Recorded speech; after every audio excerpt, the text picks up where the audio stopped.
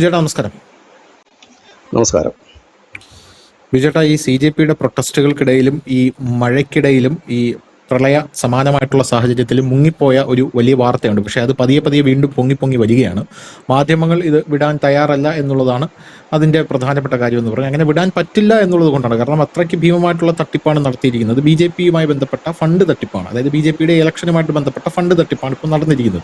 അത് വീണ്ടും പല മാധ്യമങ്ങളും കുത്തിപ്പൊക്കിക്കൊണ്ട് വരുന്നു എന്നുള്ളത് മറ്റൊരു പ്രധാനപ്പെട്ട കാര്യം. പക്ഷേ BJPക്കാരൊന്നും തന്നെ ഇതിൽ പ്രതികരിക്കുന്നില്ല. രാജീവ് ചന്ദ്രശേഖർ ഇതിൽ തൊടുന്നില്ല എന്നുള്ളത് വേറൊരു കാര്യം.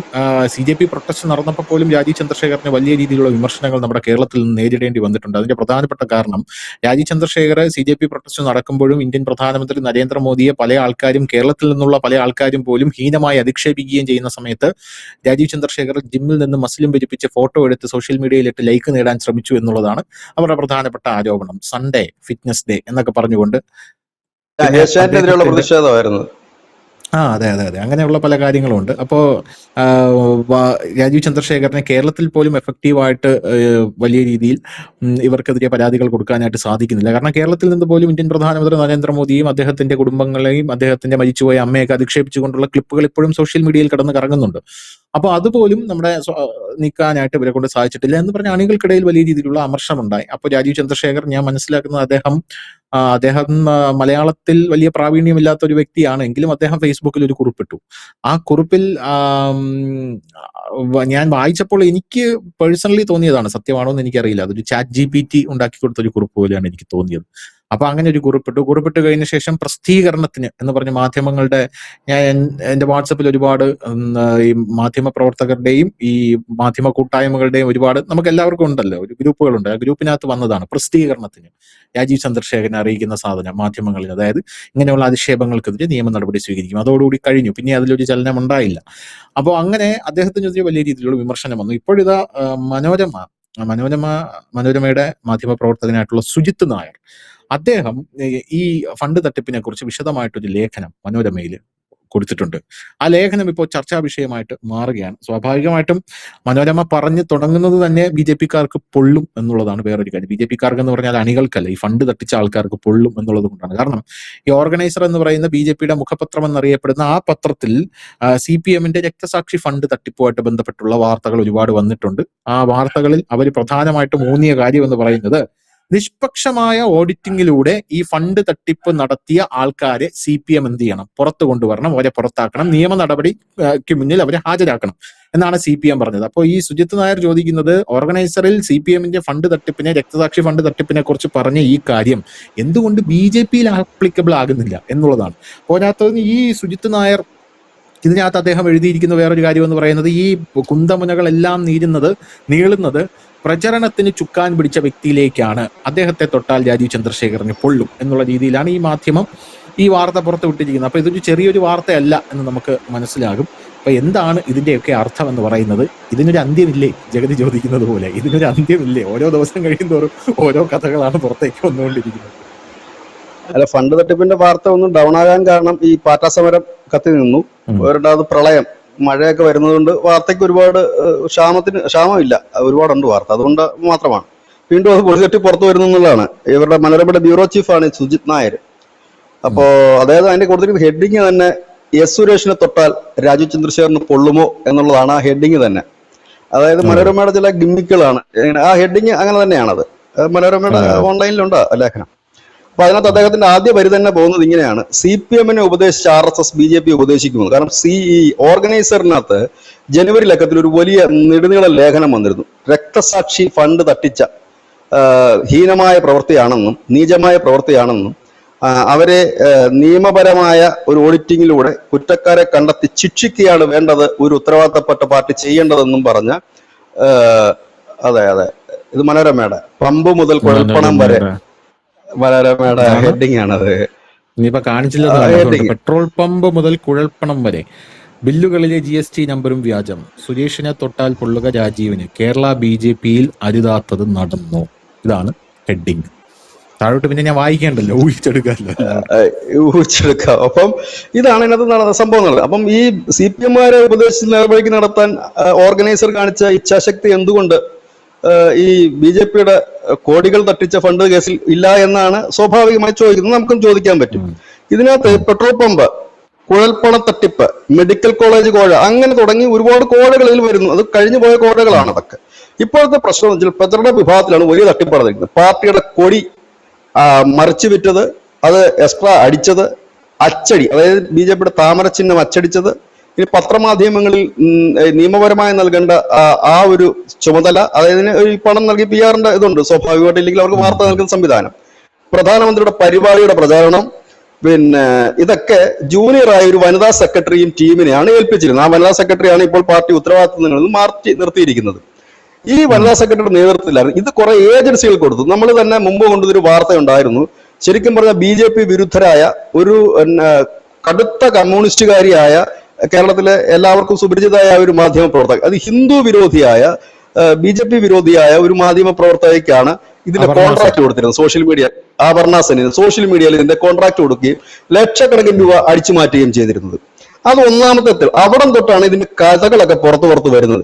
എന്നിട്ട് ഇവരിത് പല ഏജൻസികളെ നൽകുക മാത്രമല്ല, സ്വന്തമായി ചില ഏജൻസികൾ ഇവർ ഉണ്ടാക്കുകയും ചില സ്വന്തം പ്രൈവറ്റ് ലിമിറ്റഡ് കമ്പനികളെ വരെ ഇവർ ഉണ്ടാക്കിയിട്ട് ആണ് ഇതിനകത്ത് ഓഡിറ്റിംഗ് നടന്നു. ശ്രീ രാജീവ് ചന്ദ്രശേഖർ തന്നെ അഭിമാനപൂർവ്വം പറഞ്ഞൊരു കാര്യമുണ്ട്, എന്റെ കാലത്താണ് ഇതിൽ ഓഡിറ്റിംഗ് നടന്നത്. ഓഡിറ്റിംഗ് നടത്താൻ വന്നവർ തന്നെ ഞെട്ടിപ്പോയി.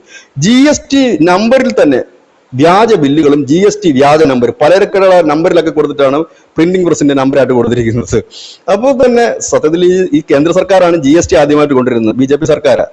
BJP നരേന്ദ്രമോദി ആ നിയമം കൊണ്ടുവരുമ്പോൾ ഒരിക്കലും പ്രതീക്ഷിച്ച് കാണത്തില്ല സ്വന്തം പാർട്ടിക്കാർ തന്നെ ഈ GST തട്ടിപ്പ് നടത്തുന്നു, ഈ വ്യാജ ബില്ല് കൊടുത്ത്. ഏതായാലും മോദിയെ തന്നെ അമ്പലപ്പിച്ചുകൊണ്ട് കേരളത്തിന്റെ മഹാന്മാരായ BJP നേതാക്കൾ അവിടെയും ഒരു ചരിത്രം സൃഷ്ടിച്ചു.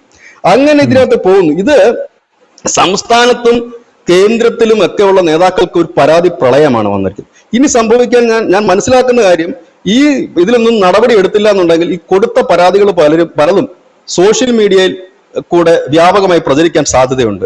അപ്പോൾ പല പേരുകളും വരും, പല കഥകളും ഇതിൽ പുറത്തു വരും. ഇപ്പോൾ വന്നിരിക്കുന്ന കുറച്ച് കഥകളാണെങ്കിൽ പല പേരുകളും പുറത്തു വരും. ഇതിനകത്ത് പറയുന്ന മറ്റൊരു കഥയുണ്ട്. ഇതിനകത്ത് അധികമാരും ശ്രദ്ധിക്കാതെ പോയ ഒരു കഥ കൂടി ഇതിനകത്ത് പറയുന്നുണ്ട്. ശ്രീലേഖയെ മേയറാക്കുന്നതിൽ നിന്നും തടയിട്ടത് RSS മുരളീധര പക്ഷവുമാണ് എന്നാണ് ഈ ലേഖനത്തിൽ അവർ പറഞ്ഞു വെക്കുന്നത്.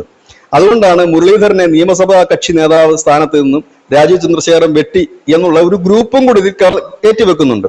പക്ഷെ ഇത് ഗ്രൂപ്പിന്റെ പ്രശ്നമല്ല, ഫണ്ട് തട്ടിപ്പ് എന്നുള്ളത് ഒരു സ്വാഭാവികമായി ജനങ്ങൾക്ക് അറിയാൻ ആഗ്രഹമുണ്ട്.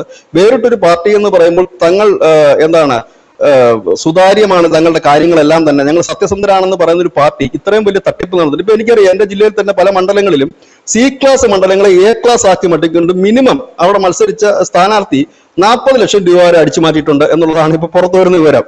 അത് ബൂത്തുകളിൽ പോലും ഈ പണം പലതും എത്തിയിട്ടില്ല. എന്നിട്ട് ഈ ബൂത്തിൽ നിന്ന് പിന്നെ എങ്ങനെ ബൂത്ത് പ്രവർത്തിക്കാൻ പോകുന്നതിന് പൈസ എത്തിയിട്ടില്ലെങ്കിൽ ബൂത്തിൽ നിന്ന് എങ്ങനെയാണ് ഇത് വരുന്നത്? അതിൽ തന്നെ കുറെ വെട്ടിയിൽ നടത്തിയിരിക്കുന്നു. ഇദ്ദേഹം പിന്നെ 35-40 ലക്ഷം രൂപയുടെയാണ്. അതിന്റെ ഈ ജില്ലയുടെ കണക്കെടുക്കാമെങ്കിൽ എന്റെ പൊന്നു തനിഷ നമ്മൾ ഞെട്ടിപ്പോവും. ഈ ജില്ലയിൽ നിന്ന് വരുന്ന നമുക്കൊക്കെ വരുന്ന മെയിലുകൾ തുറന്നു നോക്കിക്കഴിഞ്ഞാൽ ഏതാണ്ട് വലിയ കോടികളുടെ കണക്കാണ്. ഇതൊരു 1000 കോടി 500 കോടിയെങ്കിലും മിനിമം വരും ഈ തട്ടിപ്പിന്റെ കഥകൾ തന്നെ വരുമ്പോൾ.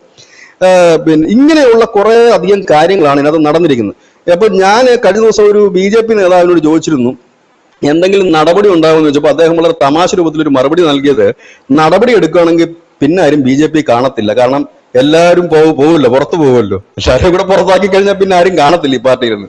അപ്പൊ ഏതായാലും ഇപ്പൊ നമുക്ക് പുറത്തു വരുന്ന വിവരം, ഈ രാജീവ് ചന്ദ്രശേഖർ കേന്ദ്രത്തിന് ഒരു ഉറപ്പ് കൊടുത്തു, മുഖം നോക്കാതെ താൻ നടപടി എടുക്കുമെന്നുള്ളത്.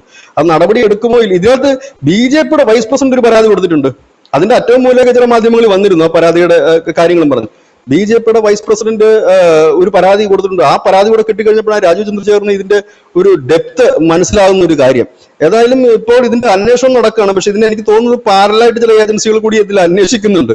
ഏതായാലും ഫണ്ട് തട്ടിപ്പ് എന്റെ കഥകൾ തീർന്നു എന്ന് കരുതി സമാധാനിക്കേണ്ട ആവശ്യമില്ല. വീണ്ടും അത് മാധ്യമങ്ങൾ ഉയർത്തിക്കൊണ്ട് വരുന്നുണ്ട്. കാരണം ഈ പാറ്റാ സമരത്തിൽ ഒന്ന് ഡൗൺ ആയതാണ്, പേടിക്കണ്ട, വീണ്ടും വരുന്നുണ്ട് കഥകളും ഒക്കെ ആയിട്ട് ഒരുപാട്.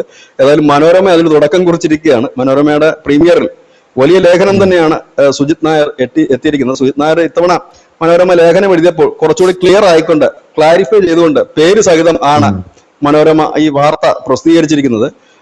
കാരണം സ്വാഭാവികമാണല്ലോ ഈ പ്രചരണ രംഗത്ത് ഈ തട്ടിപ്പോൾ ഇത്ര വലിയ രീതിയിൽ നടക്കുമ്പോൾ ആ പ്രചരണ രംഗത്ത് ചുക്കാൻ പിടിച്ചവർ സ്വാഭാവികം. ഇപ്പം നമ്മൾ ചോദിച്ചിട്ട് ഒരു മന്ത്രിസഭയിൽ ഭയങ്കര അഴിമതി നടക്കുമ്പോൾ നമ്മുടെ കേരള നിയമസഭയിൽ ശ്രീ കെ എം മാണിയൊക്കെ ഈ അഴിമതി ബാർക്കോഴയുടെ അഴിമതി ആരോപണം വന്നപ്പോൾ എന്തായിരുന്നു ഈ കേരളത്തിലെ ജനമെല്ലാം പറഞ്ഞത്? ഉമ്മൻചാണ്ടി രാജിവെക്കണമെന്നാണ് പറഞ്ഞത്. കെ എം മാണി രാജിവെക്കണമെന്ന് ആരും പറഞ്ഞില്ല. അപ്പം നമ്മളൊരു ഒരു ഒരു ഒരു ചുമതലയിൽ ഇരിക്കുമ്പോൾ, നമ്മളൊരു തലപ്പത്തിരിക്കുമ്പോൾ നമ്മുടെ കീഴിൽ നടക്കുന്നതിന്റെ ഉത്തരവാദി നമ്മളാണ്. ഇവിടെ മനോരമ ഇത് പറയുന്നുണ്ട്. മനോരമ പറയുന്നു എസ് സുരേഷ് ആണ് ഇതിന്റെ ആള് എന്ന് രാജീവ് ചന്ദ്രശേഖർ പറയാൻ കഴിയില്ല. പറഞ്ഞാൽ പിന്നെ രാജീവ് ചന്ദ്രശേഖർ ആ പോസ്റ്റിൽ ഇരുന്നിട്ട് വലിയ കാര്യമില്ലല്ലോ. കാരണം അദ്ദേഹത്തിന്റെ കീഴിലല്ലേ ഇത് വരുന്നത്, വിശ്വസ്തന എന്ന് പറഞ്ഞിട്ട് എന്ന് മനോരമ അതിൽ പറയുന്നുണ്ട് വ്യക്തമായി. ഇനി മറ്റൊരു കാര്യം എന്ന് ചോദിച്ചു കഴിഞ്ഞാല്, ഈ അദ്ദേഹം രാജീവ് ചന്ദ്രശേഖർ പറഞ്ഞു എന്ന് പറയുന്നു അദ്ദേഹത്തിന് അടുത്ത ആൾക്കാരോട്, എന്നെ എല്ലാവരും കൂടി ചതിക്കുകയായിരുന്നു, ഞാൻ വിശ്വസിച്ചിരുന്നവർ എന്നെ ചീറ്റ് ചെയ്യുകയായിരുന്നു എന്ന് അദ്ദേഹം അടുത്ത വൃത്തങ്ങളോട് പറഞ്ഞതായിട്ടും ചില വാർത്തകൾ വരുന്നുണ്ട്. ഏതായാലും നമ്മൾ ഈ വാർത്ത എടുക്കാനൊരു കാരണം എന്താണെന്ന് ചോദിച്ചു കഴിഞ്ഞാൽ, ഈ നമ്മൾ ഇതിന്റെ ഒരു പരമ്പരയാണ് നമ്മൾ തുടങ്ങിയിരുന്നത്. അപ്പൊ ഇടയ്ക്കൊന്ന് സ്റ്റോപ്പ് ചെയ്ത് വെച്ചിരുന്നു. അപ്പൊ പ്രേക്ഷകർ ഒരുപക്ഷെ വിചാരിക്കുന്നുണ്ടാകും നമ്മളിതൊക്കെ മറന്നോ എന്നുള്ളത്. മറന്നിട്ടൊന്നുമില്ല. അത് ഈ പാറ്റാ സമരവും മറ്റ് ഒരുപാട് വാർത്തകൾ വന്നുകൊണ്ടൊന്ന് ബാക്കിലേക്ക് മാറ്റി വെച്ചു എന്നുള്ളതേ ഉള്ളൂ. ഏതായാലും ഇപ്പോൾ ഇതിനകത്തൊരു നടപടി ഉണ്ടാകുമെന്നുള്ളതാണ് ഇപ്പോൾ ലഭ്യമാകുന്ന വിവരം. പലരെയും ചുമതലകളിൽ നിന്ന് മാറ്റി നിർത്താനുള്ളൊരു നീക്കമാണ് ഇപ്പോൾ നടക്കുന്നത്. ആഗസ്റ്റ് അവസാനത്തോടു കൂടി ചിലരെയൊക്കെ സംഘടനയുടെ ചുമതലകളിൽ നിന്നും മാറ്റി, പാർട്ടിയിൽ നിന്ന് പുറത്താക്കുകയല്ല, ചുമതലയിൽ നിന്നും മാറ്റുക എന്നുള്ളതാണ്. ഏതായാലും എനിക്ക് തോന്നുന്നത് സമീപകാലത്ത് ഇതുവരെ നടന്നതിൽ വെച്ച് ഏറ്റവും വലിയൊരു തട്ടിപ്പാണ്, ഫണ്ട് വെട്ടിപ്പാണ് നടന്നിരിക്കുന്നത് എന്നുള്ളതാണ് ഇപ്പൊ ഈ ആരോപണങ്ങളിൽ നിന്ന് മനസ്സിലാക്കാൻ കഴിഞ്ഞത്. ബ്ലാങ്ക് ബില്ല് വാങ്ങുക, ഇൻവോയ്സ് വാങ്ങുക, അങ്ങനെയൊക്കെയുള്ള ഭയങ്കരമായിട്ട്. കാരണം നമ്മൾ അതൊക്കെ ഒരു വട്ടം ചർച്ച ചെയ്താണ്. ഇനിയും പുതിയ പുതിയ വാർത്തകളുമായിട്ട് വരാം. കാരണം മാധ്യമങ്ങൾ അതിന് പതുക്കെ പതുക്കെ കൊണ്ടുപോകും. എല്ലാവരുടെ കയ്യിലും ധനുഷ ഒരു സ്റ്റോക്ക് ആയിരിക്കുന്നത്, ചാക്ക് കണക്കിന് പരാതികളും കാര്യങ്ങളും ആയിരിക്കുന്നത്. എല്ലാം ഒന്നും എല്ലാവർക്കും കൊടുക്കാൻ പറ്റില്ല. കൊല്ലം എല്ലാ ജില്ലയിൽ നിന്നും ഉണ്ട് ഇതുപോലെ തന്നെ. ഏതായാലും വരും ദിവസങ്ങളിൽ അത് വരും എന്ന് തോന്നുന്നു. ഈ വാർത്താ ദാരിദ്ര്യം അനുസരിച്ച് ഓരോ ദിവസം ഓരോന്നും ഇങ്ങനെ എടുക്കും എന്നുള്ളത്. കാരണം ഇതെല്ലാം അദ്ദേഹത്തിന് കിട്ടിയിട്ടുള്ള പരാതിയാണ്. ഇതെല്ലാം സ്റ്റേറ്റിന് പോയിട്ടുള്ള പരാതിയാണ്. നമ്മൾ കഴിഞ്ഞ ദിവസം ഒരു പരാതി കൊടുത്തതും സ്റ്റേറ്റിന് പോയിട്ടുള്ള പരാതിയാണ്. സെൻട്രലിൽ പോയിട്ടുണ്ട്, സെൻട്രൽ BJP പോയിട്ടുണ്ട് പരാതി. കാരണം ഇപ്പോഴെല്ലാവർക്കും ഈ ചാറ്റ് GPT അല്ലെ ട്രാൻസ്ലേറ്റർ ഒക്കെ വന്നുകൊണ്ട് ഇംഗ്ലീഷിൽ മെയിൽ ചെയ്യാൻ എളുപ്പമാണ്. മലയാളത്തിൽ ടൈപ്പ് ചെയ്തിട്ട് നേരെ ഇംഗ്ലീഷിലേക്ക് ട്രാൻസ്ലേറ്റ് ചെയ്യാൻ എളുപ്പമാണ്. ചറപറ മെയിലാണ്. കാരണം അമിത്ഷായൊക്കെ ഞാൻ മനസ്സിലാക്കുന്നത് മെയിൽ പോലും തുറക്കാൻ കഴിയാത്ത സാഹചര്യത്തിലാണെന്നാണ് പറയുന്നത്. അതിനും മാത്രം പരാതികളാണ്, ലക്ഷക്കണക്കിന് പരാതികളാണ് പോയിരിക്കുന്നത്. ഞങ്ങളുടെ ജില്ലയിൽ നിന്നൊക്കെ ഒരുപാട് പരാതി പോയിട്ടുണ്ട്. അവിടുത്തെ പല ഇതാണ് നമ്മൾ മനസ്സിലാക്കുന്നത്. കാരണം അതിനും മാത്രമുള്ള കാര്യങ്ങളാണ് ഇരിക്കുന്നത്. ഞാൻ പറഞ്ഞില്ലേ, ഇത് ഡെയിലി വിളിക്കും. ഇപ്പൊ ഈ പരാതി തന്നവരൊക്കെ നമ്മളെ വിളിക്കാറുണ്ട്, നമ്മളെ വാർത്ത ഒന്ന് കൊടുക്കും. കാരണം ഇത് എങ്ങനെ കൊടുക്കും? 5-6 വർഷം വേണ്ടി വരും ഇതെല്ലാം അവിടെ കൊടുക്കണമെങ്കിൽ. എല്ലാ ദിവസവും ഓരോന്ന് വെച്ച് എടുത്താൽ പോലും. അപ്പൊ പിന്നെ ബാക്കി നമുക്ക് അതിനകത്ത് പ്രധാനപ്പെട്ടത് വെച്ച് കൊടുക്കാം എന്ന് വെച്ചിട്ടാണ് നമ്മൾ ഇരിക്കുന്നത്.